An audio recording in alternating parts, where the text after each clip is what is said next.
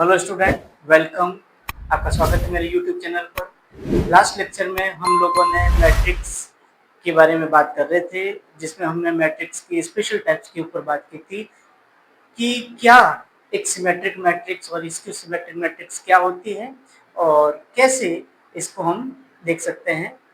एक transpose of matrix क्या होता है, इस पर हमने डिस्कशन किया था। चलिए आज हम लोग एक और नए टॉपिक पे बात करते हैं, determinant, सारणिक।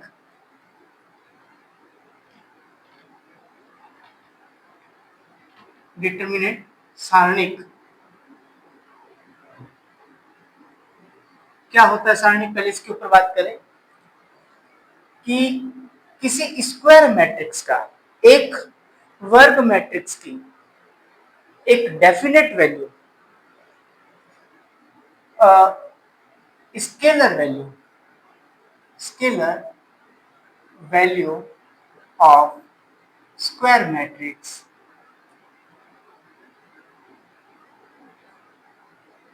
is called determinant of matrix A and written as, और इसको हम इस तरीके से लिख सकते हैं। एक स्क्वायर मैट्रिक्स की एक डेफिनेट वैल्यू, अभी कैसे निकलती है डेफिनेट वैल्यू? इसका एक रूल है, या हम अगर इस डिटरमिनेंट को अगर एक्सप्लेन करना चाहें तो ये एक तरह का मैपिंग है, फंक्शन है, जिसमें मैट्रिक्स की एक डेफिनेट वैल्यू आती है। तो इसको, कंसेप्ट को समझने से पहले आज हम दो चीजें समझेंगे। पहला, किसी भी मैट्रिक्स का कोफैक्टर क्या है, उसके एलिमेंट्स के कोफैक्टर, और उसके माइनर क्या कहलाते हैं। चलिए स्टेप बाय स्टेप बात करते हैं। पहले 2x2 मैट्रिक्स की बात करते हैं। अगर कोई मैट्रिक्स, सपोज कीजिए आपकी कोई मैट्रिक्स है 4 7 2 6, ये कोई 2x2 की मैट्रिक्स है, तो इसका डिटरमिनेंट जो लिखा जाता है वो 4 7 2 6 लिखा जाता है। और ये एक रूल जो है उसमें हमेशा इस तरीके से, इस डायरेक्शन में फर्स्ट मल्टीप्लाई किया जाता है, देन सेकंड मल्टीप्लाई इस डायरेक्शन का किया जाता है, और दोनों ही मल्टीप्लिकेशन का डिफरेंस लिया जाता है। तो जो वैल्यू मिलती है उसको डिटरमिनेंट ऑफ ए बोलते हैं। जैसे यहां पर हो जाएगा 6 इंटू 4 माइनस 2 इंटू 7, 24 माइनस 14 10। ये हमारे इस डिटरमिनेंट की वैल्यू हमें मिल गई। कई बार कई किताबों में इसको डेल्टा से भी लिखते हैं, डिटरमिनेंट। तो डिटरमिनेंट जो है सारणिक, वो किसी स्क्वायर मैट्रिक्स की एक डेफिनेट वैल्यू है, जो इस तरीके से, इस रूल को फॉलो करते हुए निकाली जाती है। ये 2x2 मैट्रिक्स के लिए तो ठीक था। जब हम 3x3 की मैट्रिक्स की बात करेंगे तो कैसे होगा? चलिए बात करते हैं 3x3 की मैट्रिक्स की।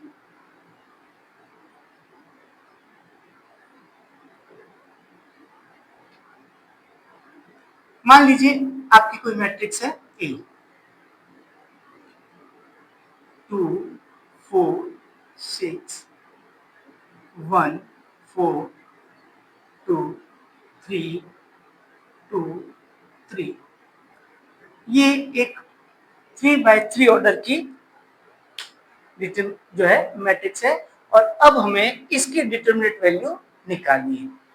तो इसकी डिटरमिनेंट वैल्यू अगर हमें निकालनी है तो यहां पर अब हमें दो चीजें समझनी पड़ेंगी। नंबर फर्स्ट, अब हम यहाँ पे एक तो पढ़ेंगे माइनर, और दूसरा हम पढ़ेंगे कोफैक्टर। किसी एलिमेंट का माइनर क्या होता है और उस एलिमेंट का कोफैक्टर क्या होता है। ये दो चीजें जब हम निकाल लेंगे, हमें समझ में आ जाएगी, तो हम इस 3x3 मैट्रिक्स का डिटरमिनेंट भी सॉल्व कर लेंगे। तो चलिए हम बात करते हैं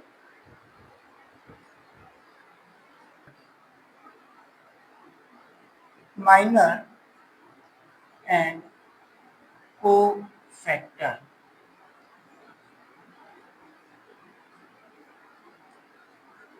इन जनरल हमारी कोई matrix A I J 3x3 order के अगर हम लिख रहे हैं तो उसको हम A11, A12, A13, A21, A22, A23, A31, A32, A33 से लिखा जाएगा।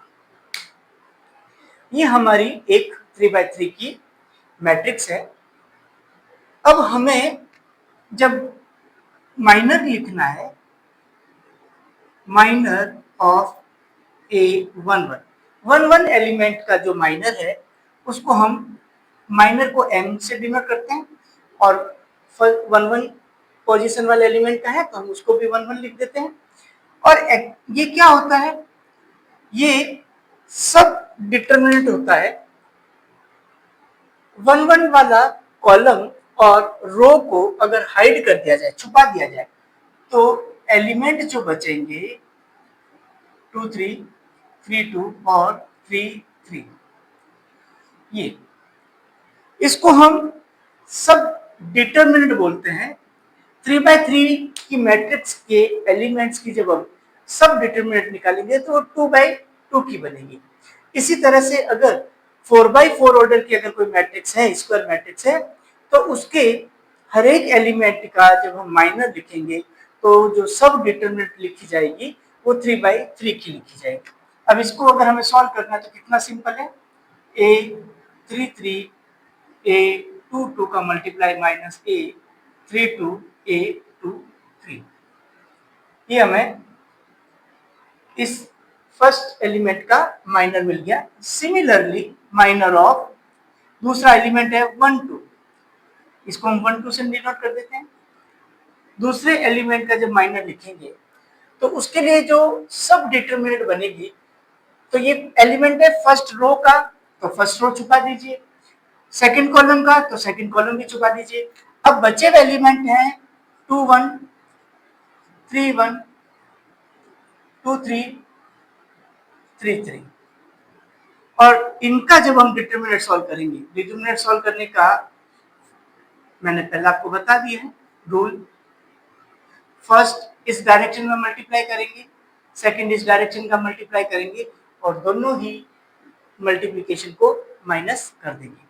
तो A33 को मल्टीप्लाई करेंगे A21 से, और A31 को मल्टीप्लाई करेंगे 23 से। इसी तरीके से हमारा नेक्स्ट जो है 1 3 एलिमेंट का माइनर, ये 1 फर्स्ट रो को छुपा देंगे, थर्ड कॉलम है थर्ड कॉलम को छुपा देंगे, और अब हमारा जो एलिमेंट बचेंगे वो बचेंगे, और जब इसका डिटरमिनेंट हम सॉल्व करेंगे तो ये आएगा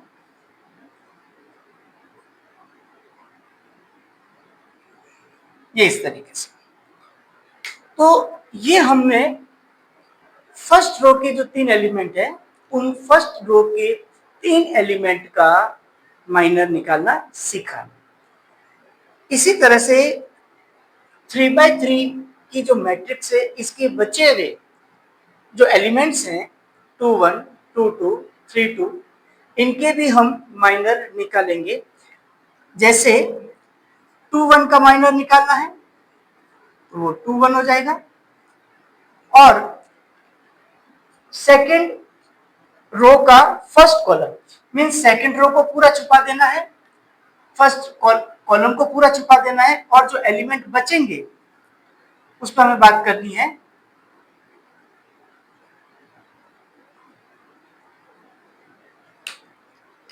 टू वन वाला कॉलम छुपा देना है, 2 1 वाली रो छुपा देनी है, जो एलिमेंट बच गए ये हमारा सब डिटर्मिनेंट कहलाता है, उप सारणिक कहलाता है।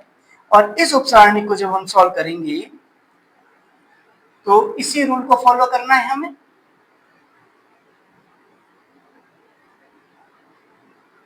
इस तरीके से तो हमने सेकंड रो का भी फर्स्ट एलिमेंट का माइनर निकाल दिया। इसी ऑर्डर को फॉलो करते हुए हम बाकी बचे हुए सारे एलिमेंट्स के माइनर निकाल देंगे। चलिए अब हम बात करते हैं कोफैक्टर की। ये जब आपने माइनर निकाल लिया है तो अगला हम बात करेंगे कोफैक्टर की। कोफैक्टर्स क्या होता है इस पे बात करें। Cofactors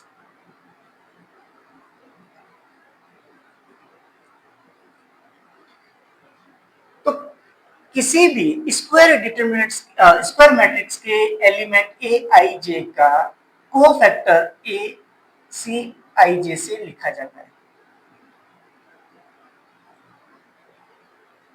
C stand for cofactor, जैसे हमने यहाँ माइनर को M से लिखा, कोफैक्टर को हम C से लिख रहे हैं। तो हर एलिमेंट का उसका अपना एक करस्पॉन्डेंस कोफैक्टर होगा। और कोफैक्टर नथिंग एल्स, ज्यादा अलग कुछ नहीं है। जो आपने माइनर निकाला है उस माइनर को मल्टीप्लाई कर देना है -1 की पावर I प्लस जे से। ठीक है, तो जैसे ही हम मल्टीप्लाई करेंगे तो हम देखेंगे कि सी आई जे जो है, जहां पर i प्लस जे इवन हो रहा है या i plus J odd number हो रहा है। तो जब भी आपका i प्लस जे एक इवन नंबर दे रहा है तो जो माइनर है वो सीधा कोफैक्टर के बराबर हो जाता है। और जहां आपका i प्लस जे एक ऑड नंबर बनाना है वहां माइनर का साइन बदलने से कोफैक्टर मिल जाएगा। समझ में आया? एक बार फिर से समझिए, बहुत आसान है।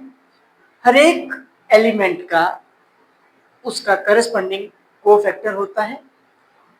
कोफैक्टर माइनर को -1 की पावर i प्लस जे से मल्टीप्लाई करने से मिलता है। अब i प्लस जे, अगर i प्लस जे एक इवन नंबर आ रहा है, i प्लस जे बराबर इवन नंबर अगर आपको मिल रहा है, सम संख्या मिल रही है, तो सम संख्या होगी तो -1 के ऊपर अगर इवन पावर है तो वो प्लस बन जाता है। तो कोफैक्टर और माइनर दोनों सेम रहते हैं। लेकिन अगर i प्लस जे जोड़ने से एक ऑड नंबर बन रहा है तो वहां पर माइनर का साइन बदल देने से कोफैक्टर मिल जाता है। चलिए समझते हैं कि यहां अगर हमें कोफैक्टर निकालना है तो i की वैल्यू 1 है, j की वैल्यू 1 है। तो हम देखेंगे कि i प्लस जे करने से 1 प्लस 1 करने से 2 बनता है। तो इसका मतलब हुआ कि जो 1 कोफैक्टर है वो -1 की पावर 2 1 के बराबर होगा। इसका मतलब 1 कोफैक्टर और 1 माइनर दोनों बराबर होंगे। तो फर्स्ट एलिमेंट का कोफैक्टर फर्स्ट एलिमेंट के माइनर के बराबर ही होता है, क्योंकि i प्लस जे करने से 2 बनता है। 2 मतलब -1 का स्क्वायर, तो ये हमें एक पॉजिटिव वैल्यू देगा, साइन नहीं बदलेगा। लेकिन जैसे हम नेक्स्ट पे आते हैं, सेकंड एलिमेंट, यहाँ पर i की वैल्यू 1 है, j की वैल्यू 2 है। तो जैसे हम i प्लस जे करेंगे तो एक ऑड नंबर बनेगा। तो जो 1 2 एलिमेंट है, 1 2 एलिमेंट का जो माइनर है उसको नेगेटिव कर दीजिए, आपको कोफैक्टर मिल जाएगा। नेक्स्ट जब हम 1 3 एलिमेंट की बात करेंगे तो देखिए वापस से 1 प्लस 3 एक इवन नंबर बन रहा है। तो जैसे ही आपका इवन नंबर बन रहा है तो इसका मतलब 1 3 जो माइनर है वही 1 3 आपका कोफैक्टर भी है। नेक्स्ट 2 1 एलिमेंट की बात करेंगे तो 2 1 एलिमेंट का माइनर, अब देखिए यहाँ i प्लस जे करने से जो साइन है एक ऑड नंबर बन रहा है तो हमें चेंज कर देना है। नेक्स्ट पे बात करेंगे C2 पे, तो 2 + 2 4 हो गया, तो माइनर का साइन चेंज नहीं करना है। C23 पे -(2 3) हो जाएगा। तो ऐसे हम देख रहे हैं कि पहला साइन चेंज नहीं करना है, फिर साइन चेंज कर देना है, फिर साइन चेंज नहीं करना है, फिर चेंज करना है, नहीं करना है, करना है, नहीं करना है। इस तरीके से अल्टरनेट 3x3 की मैट्रिक्स में हम देखेंगे कि अल्टरनेट जो एलिमेंट्स के माइनर है वो कोफैक्टर बन जाते हैं। जो मैंने जहां पर प्लस लिखा हुआ है, इट मीन्स इन पोजीशन पे जो माइनर है वही एग्जैक्टली कोफैक्टर भी हैं, और जहां पर मैंने माइनस लिख रखे हैं, इट मीन्स यहाँ पर जो माइनर आए हुए हैं उनका अगर मैं साइन बदल दूं तो कोफैक्टर बन जाते हैं। तो इस पोजीशन के माइनर को अगर मैं साइन बदल दूं तो कोफैक्टर बन जाएंगे। तो हम इस तरीके से पूरे 3x3 मैट्रिक्स के हर एलिमेंट के माइनर और कोफैक्टर निकाल सकते हैं। चलिए, माइनर और कोफैक्टर निकालने के बाद अब हम नेक्स्ट बात करेंगे डिटरमिनेंट की। हमारा जो टॉपिक था ये था determinant of 3x3 matrix. 2x2 matrix का हमने डिटरमिनेंट सॉल्व कर लिया। अब 3x3 मैट्रिक्स का डिटरमिनेंट सॉल्व करना है, तो उसके लिए हमें क्या करना है? उसके लिए हमें माइनर और कोफैक्टर पढ़ने थे, जो हमने आपको समझा दिए। अब चलिए, अब एक हमारी मैट्रिक्स है A, तो उसका कोई भी एलिमेंट है A11, A12, A13, A21, A22, A23, A31, A32, A33, ये एक स्क्वायर मैट्रिक्स है।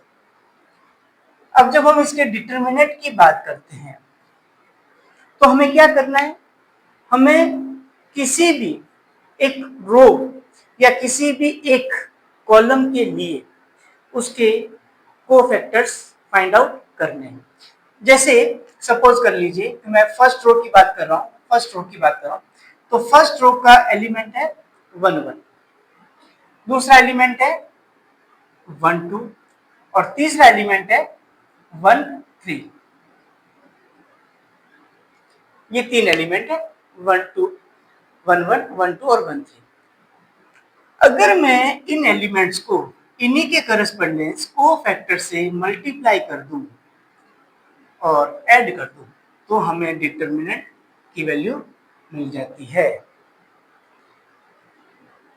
अब कोफैक्टर जो होता है हमें पता है, 1 1 कोफैक्टर जो है वो -1 1 के बराबर होता है, और 1 2 जो कोफैक्टर होता है उसमें हमें साइन बदलना पड़ता है, और जो 1 3 का जो माइनर है वो 1 3 के कोफैक्टर के बराबर होता है। तो इस तरीके से हम किसी मैट्रिक्स के एलिमेंट्स के, स्क्वायर मैट्रिक्स के एलिमेंट्स के लिए उनके करस्पोंडेंस माइनर से मल्टीप्लाई कर दें तो हमें डिटरमिनेंट की वैल्यू मिल जाती है। ऐसा हम अपनी मर्जी से किसी भी एक रो या किसी भी एक कॉलम के लिए कर सकते हैं, और ये वैल्यू सभी के लिए एक जैसी ही मिलेगी। मींस किसी भी स्क्वायर मैट्रिक्स का डिटरमिनेंट जो होता है वो एक यूनिक वैल्यू होती है, चाहे आप ये रूल किसी भी रो या किसी भी कॉलम पर अप्लाई कर दें। चलिए हम इसको एक एग्जांपल के तौर पर समझते हैं कि हमारे पास एक 3x3 की 2 5 7 3 6 1 2 1 4, ये एक 3x3 की हमने एक मैट्रिक्स ली। अब देखिए, इसका हमें डिटरमिनेंट निकालना है, तो डिटरमिनेंट निकालने के लिए हमें क्या करना है? एलिमेंट लेना है 2 1, और 2 1 एलिमेंट के करस्पोंडेंस उसको मल्टीप्लाई करना है माइनर से। और माइनर क्या होता है? हमने बताया था माइनर जो होता है इसके सब डिटर्मिनेंट का वैल्यू होता है। 2 का सब डिटर्मिनेंट कौन होगा? तो 2 जो है जिस रो और कॉलम एग्जिस्ट कर रहा है उस रो और कॉलम को हम हाइड कर देंगे, छुपा देंगे, और बचे हुए 6 1 1 4 एलिमेंट्स को लेंगे। ये हमें माइनर मिलेगा फर्स्ट कॉलम फर्स्ट रो के एलिमेंट का। सेकंड एलिमेंट है हमारा 5। तो सेकंड एलिमेंट 5 का अगर माइनर देखें तो इसका माइनर निकालने के लिए हमें 1 2 एलिमेंट को उसी के माइनर से मल्टीप्लाई करना है। तो इसको माइनर को मल्टीप्लाई करने के लिए माइनर देखेंगे तो 5 वाली रो और 5 वाला कॉलम इसको हम छुपा दें इस तरीके से। देखिए ये इस तरीके से 5 वाली रो और 5 वाली कॉलम को छुपा देंगे तो बचे हुए एलिमेंट जो हैं वो हैं 3 2 1 4। और क्योंकि यहां पर हम देखते हैं कि माइनर के साथ का साइन क्या हो जाएगा? चेंज हो जाएगा। तो जैसे हम इसको माइनर से साइन चेंज करेंगे तो कोफैक्टर बन जाएगा। तो ये जो 3/3 की डिटर्मिनेंट निकालने का जो रूल है वो कोफैक्टर के लिए है। तो कोफैक्टर को अगर हम माइनर की टर्म्स में समझे तो एक बार प्लस एक बार माइनस एक बार प्लस एक बार माइनस अल्टरनेट इस तरीके से हम चेंज करते रहते हैं और बड़ी आसानी से नेक्स्ट जो आएगा वो प्लस का आएगा। और 1 3 का एलिमेंट जो है वो हमारे पास है 7 और 7 के करस्पोंडेंस उसका जो सब डिटर्मिनेंट बनेगा वो बनेगा 3 6 2 1। 7 वाली रो छुपा दीजिए, 7 वाला कॉलम छुपा दीजिए, ये बनेगा। अब इसको जब हम सॉल्व करेंगे तो ये आ जाएगा। मल्टीप्लाई का रूल्स मैंने आपको बता दिया। आपको हमेशा पहले ये डायरेक्शन का मल्टीप्लाई पहले करना है नंबर फर्स्ट पे, देन आपको इस डायरेक्शन का मल्टीप्लाई करना है सेकंड नंबर पे, और फर्स्ट मल्टीप्लिकेशन में से आपको सेकंड नंबर के मल्टीप्लाई को माइनस करना है। तो यहाँ पर हम देखेंगे 24 माइनस 1 माइनस 5, इन दोनों का मल्टीप्लाई 12 माइनस 2 प्लस 7 3 माइनस 12, ये बन गया 23। 23 को 2 से मल्टीप्लाई करेंगे तो हो जाएगा 46। यहाँ आ जाएगा 12 में से 2 गया 10, 10 को 5 से मल्टीप्लाई करेंगे तो 50, और यहाँ आ गया माइनस का 9। माइनस के 9 को जब 7 से मल्टीप्लाई करेंगे माइनस का 63। अब आप देखिए फाइनल रिजल्ट क्या गया? माइनस 67। ये हमारा ए का डिटर्मिनेंट हमें मिल गया। ये एक यूनिक वैल्यू है। इसकी अगर हम वैल्यू क्रॉस वेरीफाई करना चाहें तो हम किसी भी दूसरे रो या कॉलम के लिए इसको चेक कर सकते हैं, लेकिन आंसर हमेशा आपका इस डिटर्मिनेंट का एक ही आएगा, चाहे आप वो किसी भी रूल को फॉलो करें। ये हमेशा एक यूनिक वैल्यू होती है। ये वैल्यू जो है वो आपके रियल और कॉम्प्लेक्स हो सकती है। अभी हमने कॉम्प्लेक्स मैट्रिक्स डिस्कस नहीं की है, आने वाले कुछ लेक्चर्स में हम बाद में कॉम्प्लेक्स मैट्रिक्स भी डिस्कस करने वाले हैं। तो जब कॉम्प्लेक्स मैट्रिक्स होगी मींस एक मैट्रिक्स जिसकी एंट्रीज कॉम्प्लेक्स वैल्यू है, इन दैट केस हम देखेंगे कि उस कॉम्प्लेक्स वैल्यू वाली स्क्वायर मैट्रिक्स की जब हम डिटर्मिनेंट निकालते हैं तो वो एक रियल या कॉम्प्लेक्स हो सकती है। यहां पर आपको एक इंपॉर्टेंट चीज और बता दूं कि अगर मान लीजिए आप एलिमेंट ले रहे हैं फर्स्ट रो के 1 1 1 2 और 1 3, ये हमारे एलिमेंट्स है फर्स्ट रो के, लेकिन जो हमने रूल बताया 3/3 डिटर्मिनेंट निकालने के लिए जो रूल है वो है कि किसी भी रो या कॉलम को उसके करस्पोंडेंस कोफैक्टर से मल्टीप्लाई करने से आपका डिटर्मिनेंट ए हमें मिलता है। तो अगर हम a11 को c11, a12 को c12 और a13 को c13 से मल्टीप्लाई करके ऐड करेंगे तो डेफिनेटली हमें ए का डिटर्मिनेंट वैल्यू कांस्टेंट मिलेगा और वो ये इसके बराबर होगा। बट एलिमेंट तो हम ले रहे हैं फर्स्ट रो के, और अगर हमने कोफैक्टर किसी दूसरी रो के ले ली, फॉर एग्जांपल हमने कोफैक्टर ले लिए थर्ड रो के, देखिए एलिमेंट है फर्स्ट रो का, कोफैक्टर है थर्ड रो का। तो इसको जब हम सॉल्व करेंगे तो आंसर हमेशा 0 आएगा। ये बहुत इंपॉर्टेंट रूल है। कई बार जो है एमसीक्यूज जो होते हैं, कई कंपटीशन एग्जाम्स के एमसीक्यूज में इस तरह का एक एग्जाम्पल आपसे पूछ लिया जाता है, जहां पर इस तरह से इसको सिंबल के फॉर्म में अगर हम देखें तो आई जे जो जैसे फर्स्ट रो के लिए बात कही जा रही है, तो इसको अगर यहां हम बात कर रहे हैं जैसे फर्स्ट रो के लिए बात कर रहे हैं, इसको हमें इसी 1 के कोफैक्टर से मल्टीप्लाई करना है, और जब हम सबका समेशन कर लेंगे तो हमें ए की डिटरमिनेंट मिल जाएगी। लेकिन अब किसी एक रो की फर्स्ट रो की बात कर रहे हैं, लेकिन एलिमेंट जो है आपका कोफैक्टर आप किसी दूसरी रो का या ले रहे हैं, जैसे मैं ले लेता हूं यहाँ पे के रो ले लेता हूं और एम रो के कोफैक्टर ले लेता हूं, तो इसको सॉल्व करूंगा तो आंसर हमेशा 0 आएगा। के रो के कोफैक्टर से मल्टीप्लाई करने से हमेशा ये आएगी। सेम प्रोसेस हम किसी कॉलम के लिए भी कर सकते हैं, तब भी आपको यही एक आंसर मिलेगा। तो ये हमारा आज का जो टॉपिक था कोफैक्टर, उसको हमने डिस्कस किया 3x3 की मैट्रिक्स, 2x2 की मैट्रिक्स दोनों के लिए, और अगर 4x4 की मैट्रिक्स है तो इसी प्रोसेस को फॉलो करेंगे। लेकिन हम देखेंगे कि जब 4x4 की मैट्रिक्स होगी तो हर एक एलिमेंट का जो सब डिटरमिनेंट मिलेगा वो हमें 3x3 का मिलेगा। चलिए अब हम इसी मेथड को एक शॉर्टकट तरीके से करने की कोशिश करते हैं। तो कैसे करेंगे, इसी में आपको देख लीजिए, नोट कर लीजिए कि आपका एक डिटरमिनेंट का वैल्यू जो है -67 आया है। अब मैं बिना कोफैक्टर निकाले या शॉर्टकट तरीके से कैसे हम चेक कर सकते हैं इसका डिटरमिनेंट वैल्यू क्या होगा। क्या करना होता है, हमें फर्स्ट कॉलम को रिपीट करना है, फिर सेकंड कॉलम को रिपीट करना है। तो हमने फर्स्ट 2 कॉलम को रिपीट कर लिया, और जो डिटरमिनेंट सॉल्व करने का रूल है, पहले इस डायरेक्शन के मल्टीप्लाई करने हैं। तो हम यहां से इस तरह से देखिए मल्टीप्लाई करेंगे।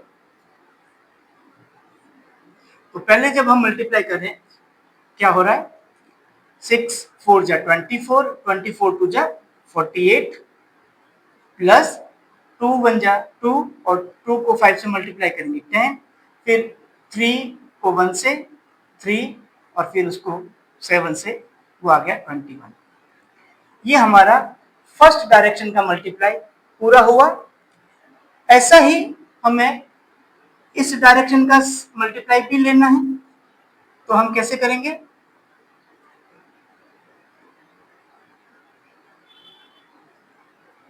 ऐसे मल्टीप्लाई कीजिए, 6 2 जा 12, 12 को 7 से मल्टीप्लाई करेंगे तो आ जाएगा 84, फिर 1 को 1 से और फिर 2 से, ये आ गया 2, और फिर 4 3 जा 3, इसको करेंगे 12, 12 5 जा 60। ये सेकंड जो है डायरेक्शन का मल्टीप्लिकेशन आ गया।